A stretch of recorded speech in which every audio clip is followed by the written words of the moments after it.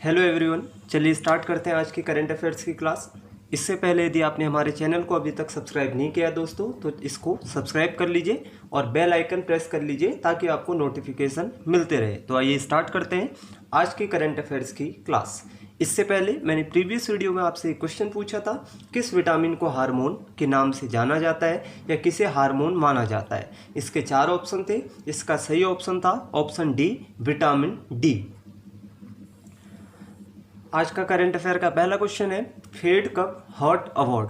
Fed Cup जो hot award है ये इस बार किसको मिला है? सानिया मिर्जा को मिला है। मैंने आपको प्रीवियस वीडियो में भी बताया था कि सानिया मिर्जा पहली भारतीय महिला बन चुकी थी जो इसके लिए क्या हुई थी, नॉमिनेट हुई थी, और अब ये इस अवार्ड को जीत चुकी हैं, फेड कप हॉट अवार्ड। इन्होंने इंडोनेशिया की 16 वर्षीय प्रिस्का मेडलिन को हराया है। इन्होंने किसको हराया है? प्रिस्का मेडलिन को। इसमें ऑनलाइन वोटिंग हुई थी और जिसमें सबसे ज़्यादा वोट सानिया मिर्जा को मिले। ये अवार्ड इन्हें मां बनने के बाद कोर्ट में, टेनिस कोर्ट में सफल वापसी के लिए मिला है। इन्होंने ये विश्व की सबसे बड़ी वार्षिक अंतर्राष्ट्रीय प्रतियोगिता है। बात करेंगे हम इंटरनेशनल टेनिस फेडरेशन की, तो इसका हेड ऑफिस कहाँ पर है? लंदन में है। तो सानिया मिर्जा पहली भारतीय महिला बन चुकी है जिन्होंने इस अवार्ड को जीता है, और इन्हें जो इस अवार्ड के ऊपर प्राइज मनी मिली थी उन्होंने इसको सीएम रिलीफ फंड में दे दिया है कोरोना महामारी से लड़ने के लिए। सानिया मिर्जा को 2016 में पद्म भूषण मिल चुका है। तो ये पहली भारतीय महिला है जिन्हें ये अवार्ड मिला है। अगला क्वेश्चन है, हाल ही में जीआई टैग अब किसको मिल चुका है? सोहराई खोबर एक पेंटिंग है झारखंड की, और तेलिया रुमाल तेलंगाना। इन दोनों को अभी क्या मिल चुका है? GI tag. पहले हम इससे पहले बता दें आपको कि अभी कश्मीर के केसर को मिला था जीआई टैग, मैंने कराया था आपको, और तमिलनाडु की एक मिठाई थी कदलई, उसको भी क्या मिला था? GI tag. और किसको मिला था? गोरखपुर का जो टेराकोटा था, गोरखपुर टेराकोटा, उसे भी क्या मिला था? GI tag. तो इसके बाद इन दोनों को भी जीआई टैग मिल चुका है। सोहराई खोबर एक पेंटिंग है, झारखंड का एक जो हजारीबाग जिला है वहाँ पर आदिवासी महिलाओं के द्वारा इसे बनाया जाता है। मेनली इसको कब बनाया जाता है इस पेंटिंग को? जब वहाँ पर स्थानीय फसल काटी जाती है या विवाह के समय के दौरान वहाँ पर ये पेंटिंग काफ़ी प्रचलित है। मिट्टी और रंग का प्रयोग करते हैं इसमें। झारखंड का हजारीबाग इस पेंटिंग के लिए काफ़ी प्रसिद्ध है और इसको हाल ही में क्या मिल चुका है? GI tag. अगला मिला है तेलिया रुमाल, जो कि तेलंगाना राज्य की है। तेलिया रुमाल क्या होता है? एक हाथ से बनाया जाता है और इसमें कॉटन लूम का प्रयोग किया जाता है। ये हाथ से बनाया गया, किसी मशीन का प्रयोग नहीं करते हैं, और ये मुख्यतः इसकी विशेषता होती है 3 रंगों में आता है। ये काफ़ी पूछा जाता है कि तेलिया रुमाल कितने रंगों में आता है? विशेषतः 3। कौन कौन से हैं? Red, white and black. लाल, काला और सफ़ेद रंग में आता है तेलिया रुमाल। तो इन दोनों को हाल ही में जीआई टैग मिला है, ज्योग्राफिकल इंडिकेशन। अगला क्वेश्चन है, online chess tournament, online nations cup, यानी एक चेस टूर्नामेंट हुआ है जिसको ऑनलाइन नेशंस कप भी कहा गया है, और ये किसने जीता है? अभी चीन ने जीता है, यूएसए को हराया है। इस कोविड महामारी के बीच में एक ऑनलाइन चेस टूर्नामेंट कराया गया, शतरंज प्रतियोगिता, जिसमें टोटल 6 टीमों ने भाग लिया। चाइना, यूएसए, यूरोप, रसिया, इंडिया और अन्य देशों की कुछ सदस्य मिले और एक टीम बनाई। तो 6 टीमों ने भाग लिया। इसमें चाइना फर्स्ट रैंक पे रहा और यूएसए को हराया, यानी वो सेकंड रैंक पर रहा। और बात करोगे इंडिया की, तो इंडिया की रैंक रही है यहाँ पर 5वीं, 5th रैंक आई है इंडिया की। भारत में भी अभी कर्नाटक स्टेट ने एक ऑनलाइन चेस प्रतियोगिता कराई थी, जिसके लिए उस प्रतियोगिता में आपको कुछ अमाउंट देना था और आप उस प्रतियोगिता में भाग ले सकते थे। उससे जो पैसा आया था उसका यूज किस में किया जाएगा? कोरोना महामारी में। तो ये किसकी पॉलिसी थी? कर्नाटक की, ताकि उससे जो पैसा आए उसका प्रयोग किस में किया जा सके? कोरोना महामारी में जो खर्च हो रहा है उसके ऊपर। अगला क्वेश्चन है, आरबीआई की रिपोर्ट आई है फाइनेंशियल ईयर 2019-2020 की। तो इस फाइनेंशियल ईयर 2019-20 के अनुसार भारत के गोल्ड रिजर्व में कितने टन की वृद्धि हुई है? जो भारत का गोल्ड रिजर्व है, सोने का भंडार, उसमें कितने टन की वृद्धि हुई है? तो इसका सही आंसर है 0.45 टन, इतने टन की वृद्धि हुई है इस फाइनेंशियल ईयर में। आरबीआई बैंक 1 अप्रैल 1935 को बना था। अब बात करेंगे ये गोल्ड रिजर्व क्या होता है और भारत में अब टोटल कितना भंडार हो चुका है गोल्ड का। तो यदि हम टोटल भंडार की बात करें तो लगभग 653.01 टन, इसमें से भारत ने आधा सोना लगभग विदेश में रखा है, जो कि बैंक ऑफ इंग्लैंड में रखा है और बैंक ऑफ इंटरनेशनल सेटलमेंट। आधा सोना इन दो जगह रखा है बैंक में, एक बैंक ऑफ इंग्लैंड है, एक बैंक ऑफ इंटरनेशनल सेटलमेंट। अब सबसे ज़्यादा देखो, अभी मार्च में भारत की जो तिमाही समाप्त हुई थी फाइनेंशियल की, अभी मार्च में, तो इस रिपोर्ट के अनुसार मार्च में जो अभी तिमाही समाप्त हुई थी, भारत ने 40.45 टन सोना खरीदा था इस फाइनेंशियल ईयर में। सबसे ज़्यादा खरीदने वाला देश वैसे तुर्की है, जो तुर्की है इसने सबसे ज़्यादा खरीदा था इस फाइनेंशियल ईयर में, या इस आखिरी तिमाही में भी सबसे ज़्यादा किसने खरीदा था, तुर्की ने, और बेचने में था श्रीलंका। ये लास्ट की तिमाही में सबसे ज़्यादा सोना बेचने वाला था श्रीलंका और सबसे ज़्यादा खरीदने वाला था तुर्की। अब यहाँ पर प्रश्न उठता है कि क्यों हर देश सोना खरीदता है। कोई भी देश सोना इसलिए खरीदता है ताकि जब मुद्रा के अवमूल्यन की स्थिति आ जाए तो सोने के सहारे डॉलर से निपटा जा सके। मुद्रा का अवमूल्यन यानी जब डिवैल्यूएशन आ जाती है करेंसी में, तो गोल्ड के सहारे डॉलर से क्या कर सकते हैं, निपट सकते हैं। अब क्यों निपट सकते हैं, सपोज मैं आपसे कहूं कि हर देश क्या करता है, अपनी विदेशी मुद्रा भंडार किस पर खरीदते हैं, यूएसए डॉलर पर खरीदते हैं। कोई भी देश ज़्यादातर अपना जो विदेशी मुद्रा भंडार होगा वो यूएसए डॉलर पर खरीदेगा। अब जब वो डॉलर खरीदेगा तो उसके लिए अपनी क्या करेगा, मुद्रा को क्या करेगा, खर्च करेगा।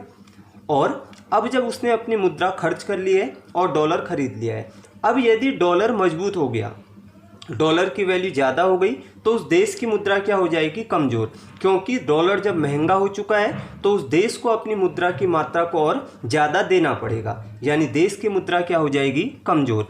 तो इस स्थिति से बचने के लिए क्या कर लेते हैं, गोल्ड को रिजर्व कर लेते हैं और सोने को मुद्रा में बदलकर जो उनकी देनदारियां हैं उनको क्या कर लेते हैं, चुका लेते हैं। क्योंकि गोल्ड में क्या रहता है, स्थायित्व, स्टेबिलिटी रहती है, इतना ज़्यादा नुकसान नहीं होता है बजाय कि मुद्रा के। तो यानी जब क्या होगा, सोने को मुद्रा में बदला जाएगा और अपनी देनदारियां क्या कर लेते हैं, चुका लेते हैं। या हम ऐसे भी कह सकते हैं कि जब देश में पैसे की ज़रूरत हो, करेंट मुद्रा की ज़रूरत हो किसी को, देश को, तो वो क्या करेगा, अपने गोल्ड को क्या कर लेगा, कन्वर्ट कर लेगा मुद्रा में। ठीक है। तो और यदि बात करोगे कि गोल्ड रिजर्व में नंबर 1 पर अमेरिका है, यूएसए, लगभग इसमें 8,133 टन से भी लगभग ज़्यादा क्या है, सोना है। तो गोल्ड रिजर्व के मामले में नंबर 1 पर अमेरिका है। ये भारत के टोटल रिजर्व से लगभग 13-14 गुना क्या हो चुका है, आगे हो चुका है, 13 गुना लगभग यूएसए। ठीक है। और गोल्ड के प्रोडक्शन में नंबर 1 पर चाइना है। भंडार में कौन है, यूएसए, और उत्पादन में कौन है, चाइना। अगला क्वेश्चन है, भारतीय पुरातत्व सर्वेक्षण के नए महानिदेशक कौन बने हैं, वी विद्यावती, जो एएसआई होता है, भारतीय पुरातत्व सर्वेक्षण, आर्कियोलॉजिक सर्वे ऑफ इंडिया, इसके नए महानिदेशक हेड कौन बने, वी विद्यावती। अब बात करोगे एएसआई की, जो आर्कियोलॉजिकल सर्वे ऑफ इंडिया है, इसको 1861 में बनाया था और इसके फाउंडर थे अलेक्जेंडर कनिंघम। इसके क्या थे, फाउंडर थे 1861 में, और उस समय वायसराय थे लॉर्ड कैनिंग के समय भारत में एएसआई बना और इसका हेड ऑफिस कहाँ पर है, नई दिल्ली में। अब इसका काम क्या होता है, जितनी भी पुरातत्व की चीज़ें होती हैं उनका देखभाल करना, कोई नई चीज़ मिल रही है वहाँ पर रिसर्च करना, और जो पुरानी हमारी विरासतें हैं उनको क्या करना, सुरक्षा प्रदान करना, इसका उद्देश्य होता है। अगला टॉपिक है, विश्व आर्थिक मंच 2020 की रिपोर्ट आई है ऊर्जा संक्रमण सूचकांक की। वर्ल्ड इकोनॉमिक फोरम की रिपोर्ट आई है 2020 में ऊर्जा संक्रमण सूचकांक में, और इसमें भारत की रैंक है 74।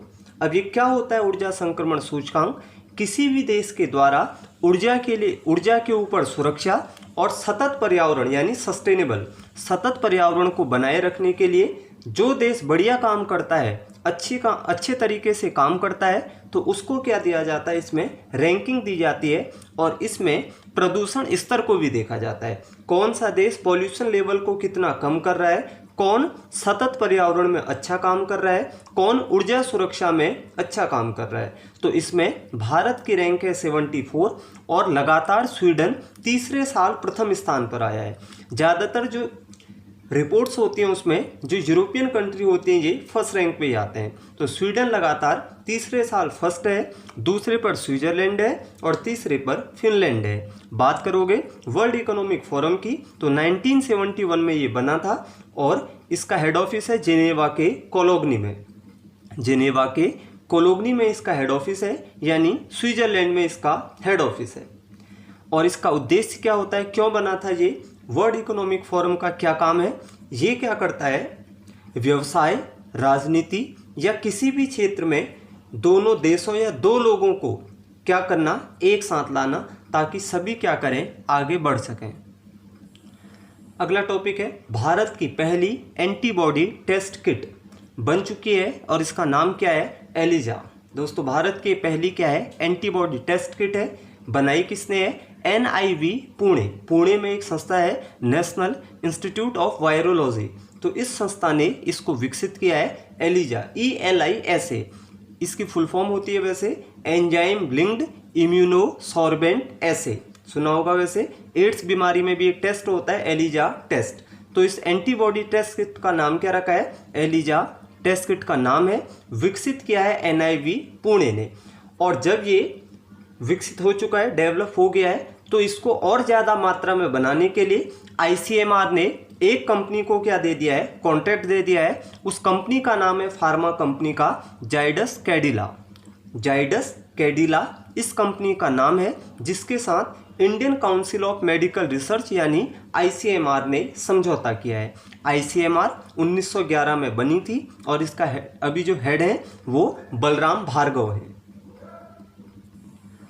और ये एंटीबॉडी टेस्ट किट होती क्या है, इसमें देखा जाता है कि जब जैसे अभी कोरोना बीमारी है, ये कोरोना महामारी जब शरीर के अंदर आ चुकी है तो जो ब्लड में एंटीबॉडी होते हैं वो उस वायरस से लड़ने के लिए कितने सक्षम है, या हमारी इम्यूनिटी सिस्टम ने ऐसी एंटीबॉडी का शरीर के अंदर क्या निर्माण कर दिया है जो इस कोरोना से लड़ सकें।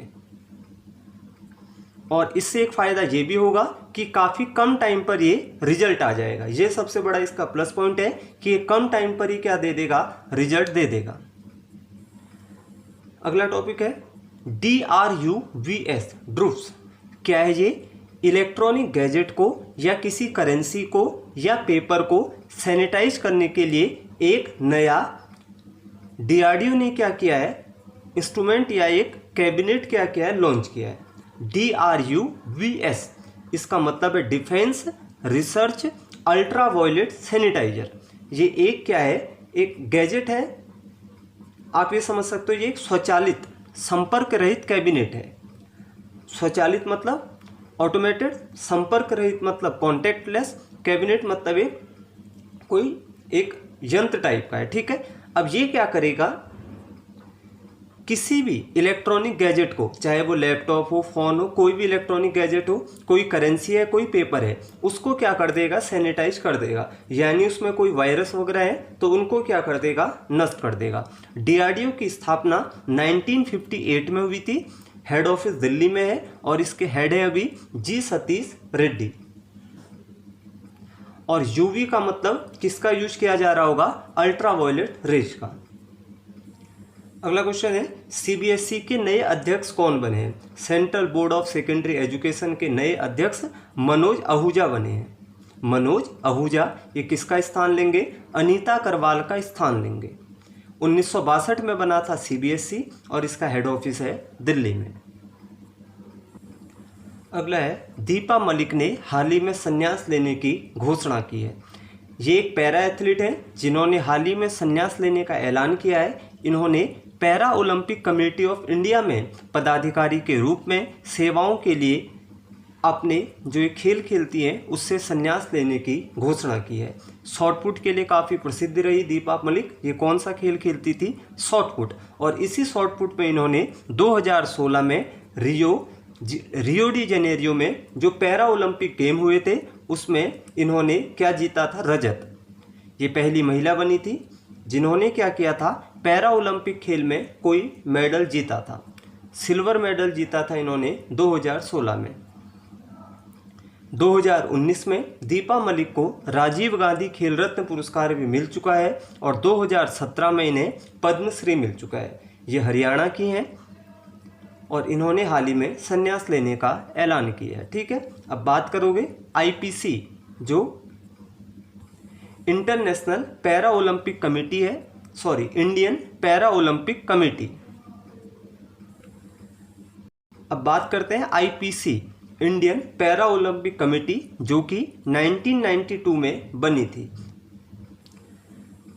अगला क्वेश्चन है, भारत तथा मध्य एशिया में सर्वश्रेष्ठ क्षेत्रीय हवाई अड्डा एयरपोर्ट किसे चुना गया है? तो इसका आंसर है बेंगलोर एयरपोर्ट। बेंगलोर में जो एयरपोर्ट है केम्पेगौड़ा इंटरनेशनल एयरपोर्ट, इसे सर्वश्रेष्ठ क्षेत्रीय हवाई अड्डा चुना गया है भी भारत तथा मध्य एशिया में। इस खिताब को स्काई ट्रैक्स प्राइज के नाम से भी जाना जाता है, स्काई ट्रैक्स प्राइज भी कहते हैं इसे। और ये किसे मिला है? कर्नाटक के केम्पेगौड़ा अंतर्राष्ट्रीय हवाई अड्डे को। अगले यहाँ पर कुछ शॉर्ट क्वेश्चन है जिनके बारे में हम पढ़ लेते हैं। मनमीत सिंह ये पूर्व नेशनल टेबल टेनिस चैंपियन है जिनका हाल ही में निधन हुआ है। पूछा जाएगा कि मनमीत सिंह का संबंध किससे है? तो टेबल टेनिस से संबंध है और इनका हाल ही में निधन हुआ है मनमीत सिंह का। अगला क्वेश्चन है, प्राणवायु कार्यक्रम किसने लॉन्च किया है? तो कर्नाटक में बेंगलोर शहर ने इसको क्या किया है? लॉन्च किया है। और प्राणवायु कार्यक्रम का उद्देश्य क्या है? श्वसन स्वास्थ्य की जांच के प्रति जागरूकता के लिए। ये इसलिए किया गया है क्योंकि कोरोना महामारी में हमारा जो रेस्पिरेशन सिस्टम है वो काफ़ी ज़्यादा प्रभावित होता है, सांस लेने में दिक्कत आती है। तो श्वसन स्वास्थ्य के प्रति लोगों को, इस जांच के प्रति लोग जागरूक रहें। यदि कोई समस्या हो रही है तो तुरंत डॉक्टर से सलाह लें। इसके लिए प्राणवायु कार्यक्रम लॉन्च किया गया है। अगला, वैट को 5% से 15% करने वाला देश कौन है? तो सऊदी अरब ने जो वैट होता है वैल्यू एडेड टैक्स उसको 5% से 15% कर दिया है सऊदी अरब ने। इसकी कैपिटल है रियाद।